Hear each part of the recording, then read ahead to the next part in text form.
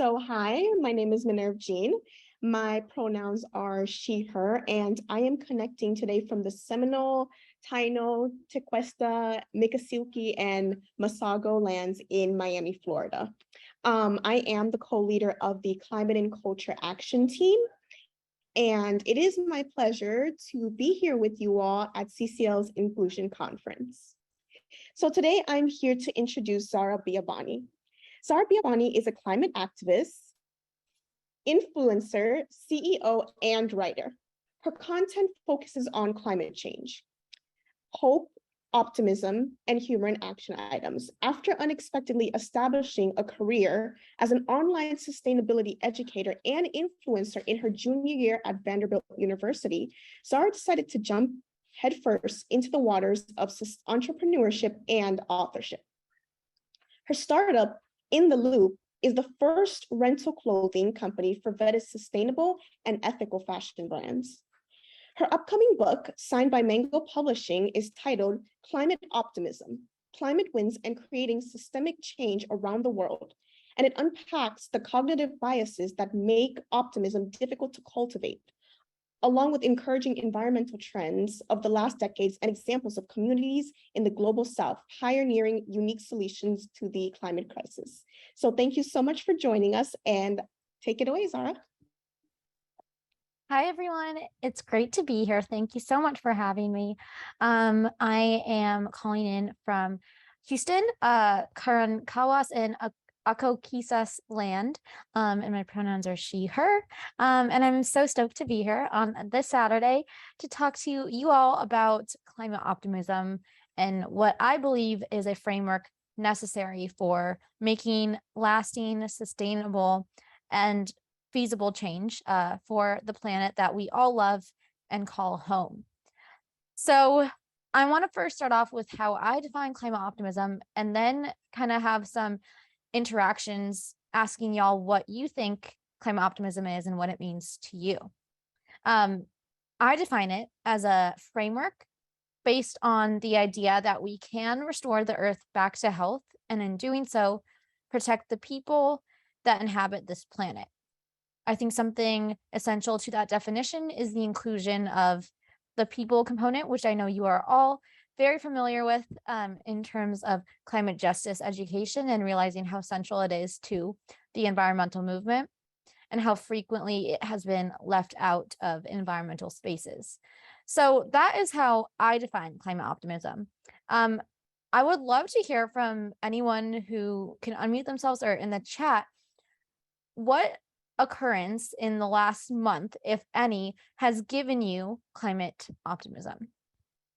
Okay, so we got one from Debbie Chang saying this conference.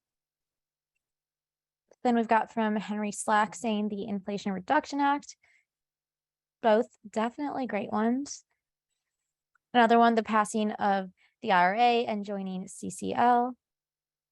Then Ashrith said ways to figure out how to improve BIPOC in the communities with increase in awareness and diversity in climate.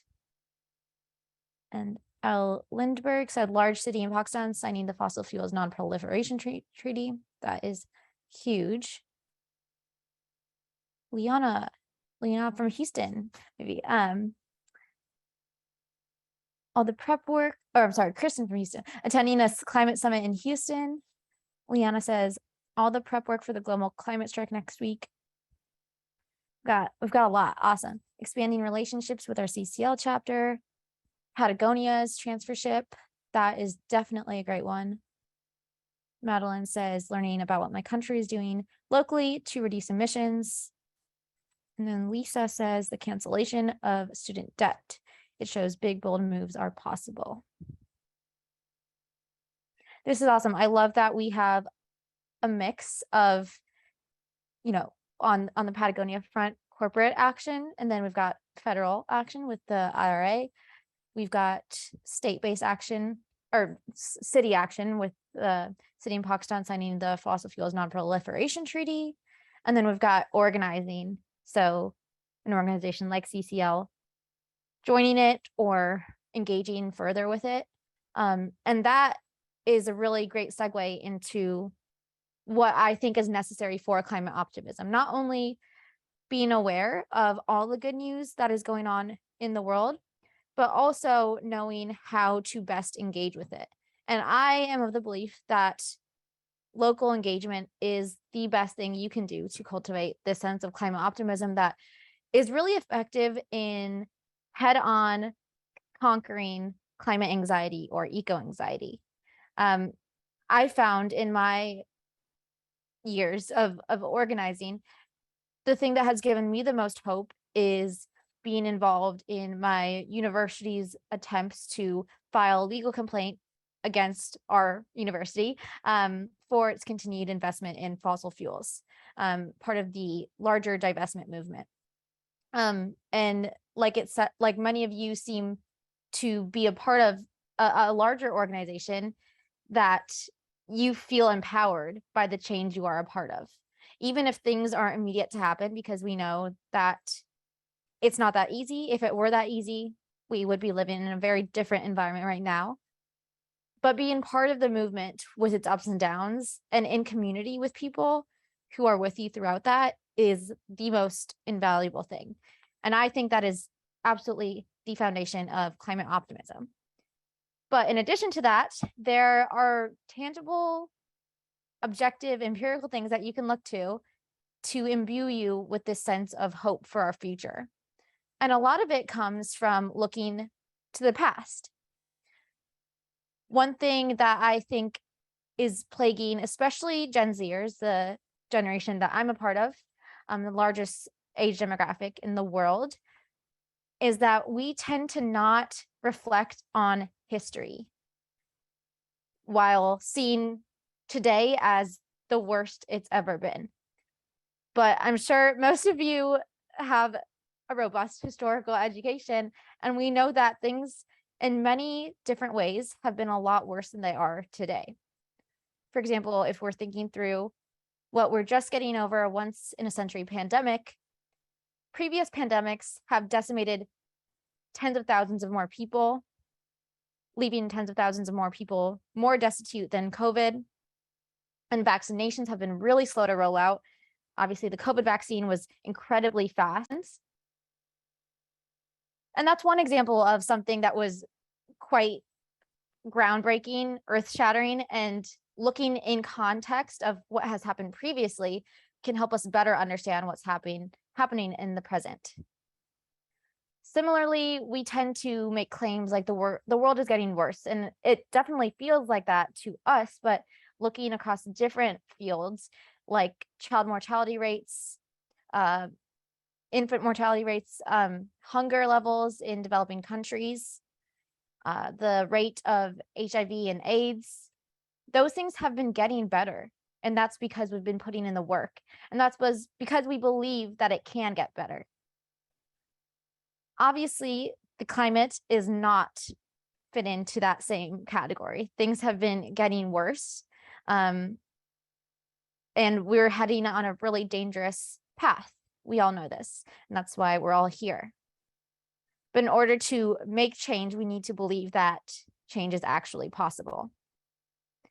And in the past, I think it's helpful to reflect on particular instances where the world has come together to make a positive impact when it comes to climate change. So one thing that I always like to talk about is the healing of the ozone layer.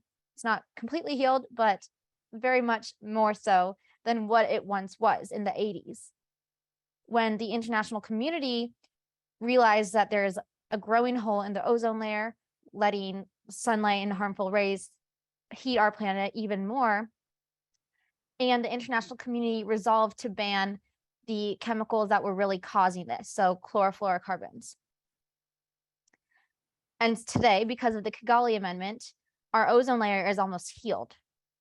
Now, today, that almost sounds ludicrous, like a whole international community coming together on this huge issue. But it happened before, and it can happen again. And that is what gives me hope, in addition to actually engaging in that action on the ground. So my goal is to make people aware of the historical trends of progress and how the same can and should apply to environmental action. And I do this through sending out a weekly newsletter called Weekly Earth Winds, where I highlight positive news stories from around the world, whether it's local, national, NGO-based, or corporate-based, that can give people hope for continued progress. I would like to share just a few of them. I know I asked y'all to share, and that was great, but there are some that I've picked up on in the recent year and a half that have really kind of solidified as trends. One example is land back. Now, in my research of collecting these news stories, again, over the past year and a half, I've seen at least 4 instances, and this is based in the States, of either churches or indigenous groups themselves buying land, or sometimes even states or municipalities granting land back to indigenous communities, which is incredible because that not only is beneficial for the planet, but also its people. And indigenous people steward 78% of the world's biodiversity, but receive less than 1% of the funding. So giving them back the land that they have had and have had stripped away from them is essential to healing the planet, because they now have to take care of it and they've been doing it for so long. And I've been so surprised to see how that trend has increased over the past year and a half. Of course, it has so much further to go, and there's a lot of important work that has to be done. But I think the fact that governments are increasingly recognizing the importance of this is really significant. Another related example is that clear cutting and like slash burning has typically been banned by the US government. But some indigenous communities have used it as a way to clear everything in a forest so that old like fuel sources aren't made worse by forest fires. And this way of going about interacting with the land has been criminalized. But recently in California, the State Department has began to listen to these communities and saying there is some point in our traditional scientific knowledge needs to be opened up to people who have actually been practicing and engaging with the land. So that's one example, and I write a lot about that in my book because I'm really hopeful about that. To get into specifics, in June of 2021, the federal government transferred 80 acres of land on Oahu to Native Hawaiians from homesteads. In September of 2021, a church in California donated, I don't know the acreage, but acres of land to an indigenous group that the church is on. And there's several more examples that we could go into. Another one of the biggest trends that gives me hope is the legal innovation that is happening all over the world. My favorite is rights of nature legislation. That basically gives nature rights that human beings typically have, meaning that you can be charged with a criminal act if you do harm to an area, even a crop, a body of water, because all of those entities have rights because they exist for more than just human purposes. And I think that is really exciting to me because it's more than just a legislative or legal shift, but it's a fundamental shift in how we're understanding what nature is and why it exists. Ecuador was the first country to incorporate this into their constitution, and a lot of South American countries have really pioneered this rights of nature movement.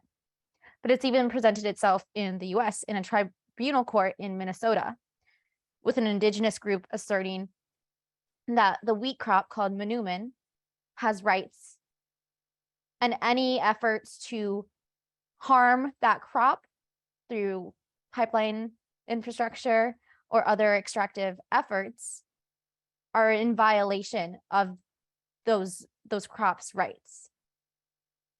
So it's not crazy to think that this could be the law of the land in certain places.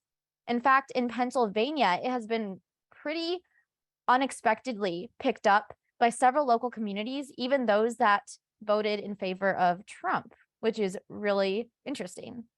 In Tamaqua, Pennsylvania, 70% of citizens voted for Trump in the 2016 election.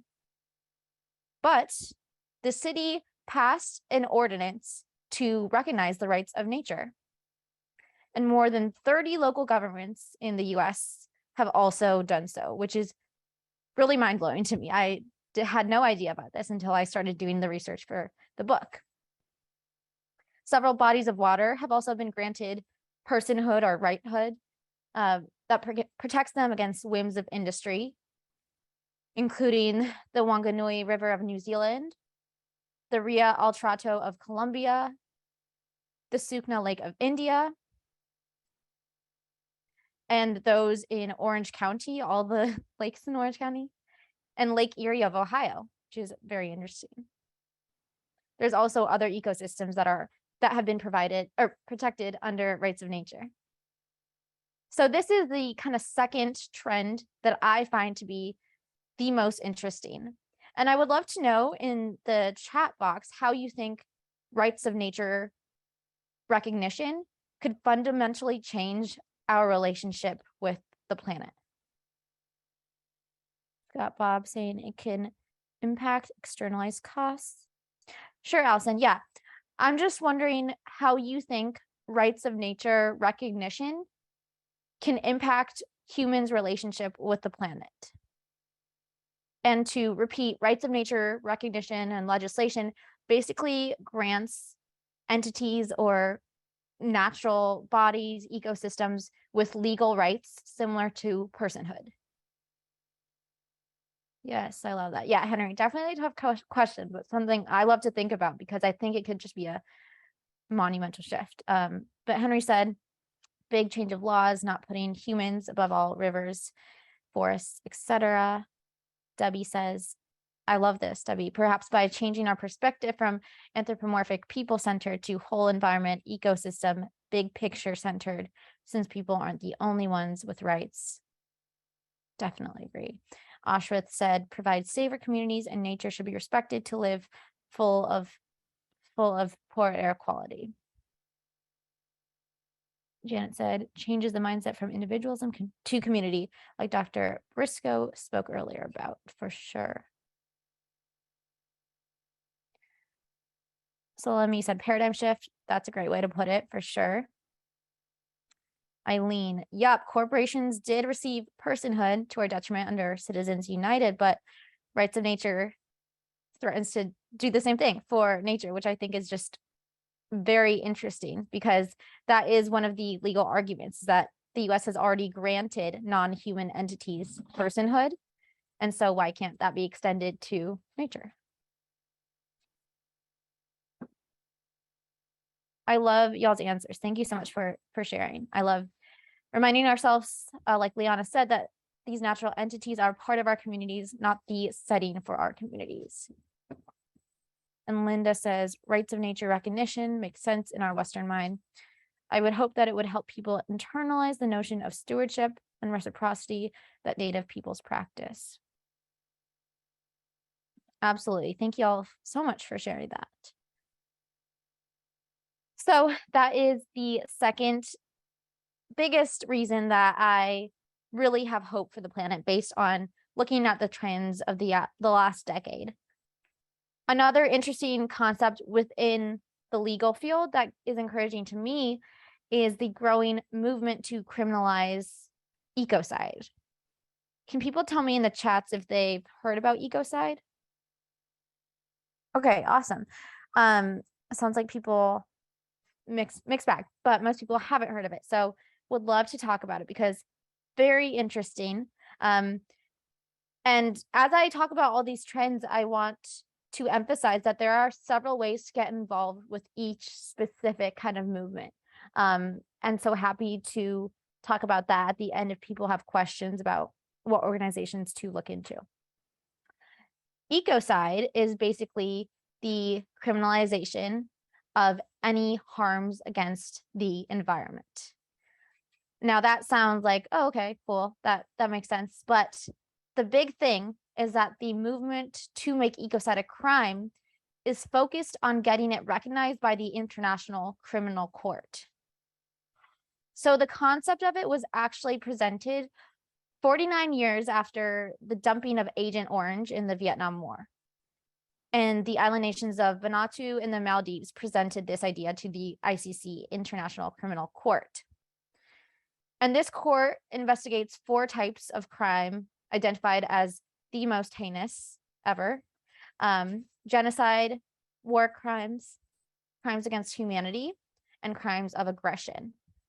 And because of the international scope of the court, any crimes within those categories that are waged against a country that has signed on to the Rome Statute are subject to international punishment. So it's a big deal. And so the ecocide movement, which has actually been endorsed by the Pope, calls for the criminalization of ecological genocide in the highest court of the law. Interestingly enough, it was actually part of the earliest drafts of the Rome Statute, which is like the enshrining document for the ICC, but it was removed due to opposition from 3 countries. Can you guys guess what those countries are? US is one of them. So it's actually the US, the UK, and the Netherlands, which is very interesting to me. But since that time, the movement to make ecocide part of the 4, well, it would be 5 internationally recognized crimes has really blossomed, again, being endorsed by the Pope, which is awesome. And it has been invoked several times by indigenous groups in Brazil, accusing the Bolsonaro administration of waging ecocide against the Amazon. But since it hasn't been enshrined into law, nothing can really be done. But some good news is, in 2016, the International Criminal Court added destruction of the environment under what is the crime of wartime offenses, which is very interesting. So it doesn't yet have its own spot as a crime in and of itself, but ecological destruction is a subcrime of wartime offenses, which is very interesting. And also interesting is that national ecocide laws have emerged in a few countries. And again, I would love for y'all to guess which countries they are, because it is surprising. Or maybe even region, because it's all centralized in one region. So let's guess what region they're centralized in. Okay, it is actually, and David, to answer your question, yes, I will, for this, include the citation. Ecocide laws have been passed in Central Asian states. So Russia, Kazakhstan, Kyrgyzstan Republic, Tajikistan, Georgia, Belarus, Ukraine, Moldova, and Armenia. So no one guessed that, but that's kind of the point of these questions is, and the link to that citation I posted in the chat. But that's what's really interesting about what I've found is, like we originally talked about the rights of nature laws and how that's primarily pioneered by South American countries, and these ecocide laws primarily pioneered by Central Asian countries. And it's easy to say, oh, this country is doing really good things for our planet, or this country is making, like, they're the most planet-friendly country or region. But in my opinion, the reality is that there is good stuff happening all around the world. That's another just general lesson that gives me hope for action against the climate crisis, is no country, no region has a monopoly on climate action. Of course, in certain areas, it's easier than others, but it's happening all over the world. Norway is an example of a mixed bag country, as 2/3 of their exports are coal, but they have been leading the world in terms of EV adoption. They have the most EVs on the road per capita. And yeah, like Shane said, it's usually thought that the Nordic countries are the most eco-friendly. But I think if we think about the issues of social justice in those countries, the frequent lack of diversity and uplifting of Indigenous communities, it's easy to see that though we tend to think they're the most progressive on climate action, maybe it's not true progressiveness on climate action.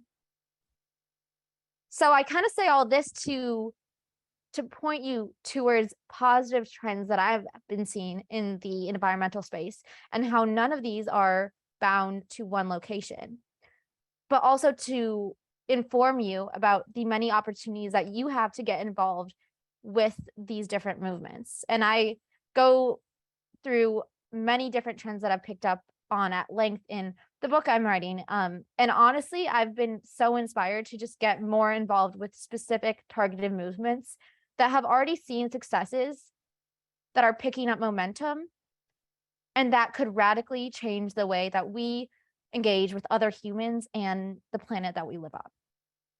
So that is kind of what I wanted to talk about today, the trends that I've picked up on, where they exist, and how you can get involved with them.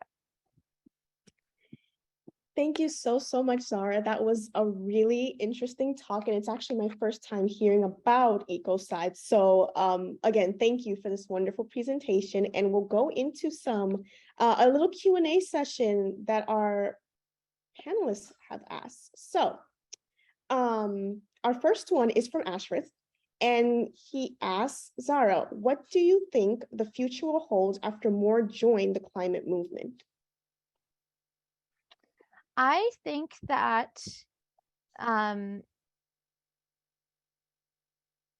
more will join when it becomes immediately urgent for them. I think there's a lot of people in the climate movement that really care about the future of humanity and non-human beings. But I think the remaining fraction of people that have not yet joined the movement are those that will really only join it once they themselves have been personally affected. And that's difficult to grasp because it becomes a selfish thing almost. Once you're faced with it, you recognize how important it is. But I think one thing that gives me hope is you can really engage with these people by telling them how climate change will affect them in their lives. How if they care about family, it's going to affect their, ability to have grandchildren, or if they care about sports, it's going to affect like the conditions of, the weather during different sports seasons and make it harder for athletes to play outside. How it affects really anything that they could care about. And I think bringing that urgency in that personalization is a really great way to bring people into the movement. So to more directly answer your question, I think when more join the climate movement because it is communicated to them that it is urgent and here and pressing and it will affect everyone, that will be able to shift the narrative, make governments listen and take action, make corporations listen and take action, and hopefully can be done within the next 8 years. Perfect. Thank you. Our second question is from Callum, and they ask, have you seen positive impacts on the environment from rights of nature laws? In Minnesota, the Fond du Lac Band are not able to have a ricing season, Harvest Mamoon, this year due to climate change, among other issues. Yeah, so in Ecuador, actually, even though they were the first country to incorporate it into their constitution, the government didn't really enforce it until a very recent case. And there was a mine in Ecuador that was proposed to be built. And until this point, the rights of nature law just kind of existed and it was there. But this particular instance, I'm posting an article in the chat. The Ecuadorian High Court affirm the constitutional protections by banning the mine's activity, which was, significant. Posting that in the chat. So that's honestly one of the only ones I know of where it like directly hindered extractive activities. But hopefully, since it's rather new in the US, like you were mentioning with the Minnesota Manoomin case, I'm hoping that we'll be able to see some more direct effects of it. I do know in Pennsylvania, like I mentioned, in very conservative areas, it has been implemented in cities.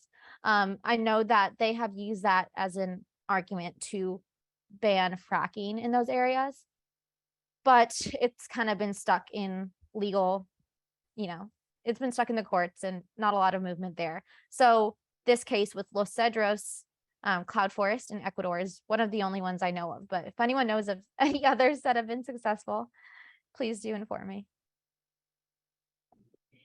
So our third question is from Wandy, and they ask, globally speaking, in terms of climate change, what measures can be implemented, such as helping a country like Haiti, which has been brutally hit by earthquakes? So I think that one of the best things that can be done, especially for helping a country that has not contributed very much at all to the climate crisis, is redistribution.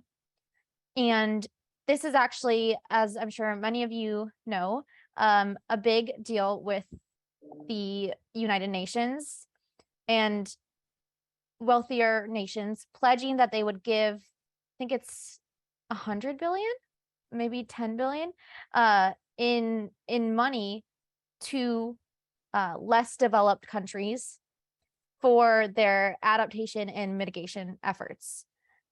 And they have not fulfilled that promise, which is predictable and very unfortunate. What is actually really cool is a recent piece of good news is that in Boston, their city just in Massachusetts, I'm sorry, Boston, Massachusetts, the city recently just had a proposal for climate reparations to be an option for citizens when they are filing taxes. So they would be able to give money to these LDCs, least developed countries, for their mitigation and adaptation efforts. And this would be the first subnational authority to allow citizens to do that. I'm going to post a link here in a second, but that is the first instance of a subnational authority doing something like that. And I think that's really cool because it empowers citizens to actually have a stake in decisions or dialogues that are oftentimes so like United Nations distance from us as humans. So I think climate reparations is something very necessary, not only for protecting our planet, but also like as a social justice commitment. People who have done the least are being harmed the most. We all know this. So honestly, in my opinion, that is something that needs to be done immediately. We've seen the harms of it not being done, like in Pakistan, what has just happened with the floods and the devastation for a country that contributes very, very little to the climate crisis. So that's what I would say, in my opinion. Thank you. So we've got a lot of amazing questions. We've got time for one more. So this one is for those who whose questions weren't able to be answered, I will of course be giving you Zahra's social media as well as website so that you can contact her with any more follow-up questions. But this one's from Debbie, and she says, I'm interested in sources, writers, books, scholarly articles on climate optimism and mental health. However, most of what floats to the top of my searches are white men. Who are some of the people that you follow? And since this is the inclusion conference, especially anyone who is a woman of color. Thank you. That is a great question. Frankly, I know about one really prolific researcher who has published a lot on eco-anxiety. But I want to highlight the work of Mary Annalise Hegler. I'm not sure if any of y'all have heard of her. She's a Black woman, an amazing climate justice activist and writer. And she did a really interesting critique on how we think of climate anxiety. And I am going to put it in the chat.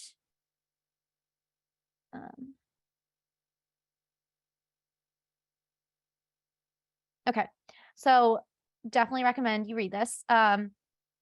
It's a very interesting critique, again, of this environmental doomism and how, in a nutshell, she's asserting that it as an existential problem is mostly also a white problem, because BIPOC communities, especially Black and indigenous communities, have faced existential threats before, continued existential threats, and climate change is an aggravator of all of those. Whereas for many white folks, climate change is the first instance of an existential crisis that they're facing. So she provides a really, really interesting take on why climate optimism is necessary and how it's not really an option for BIPOC communities, those who are facing the consequences of climate change immediately in the here and now.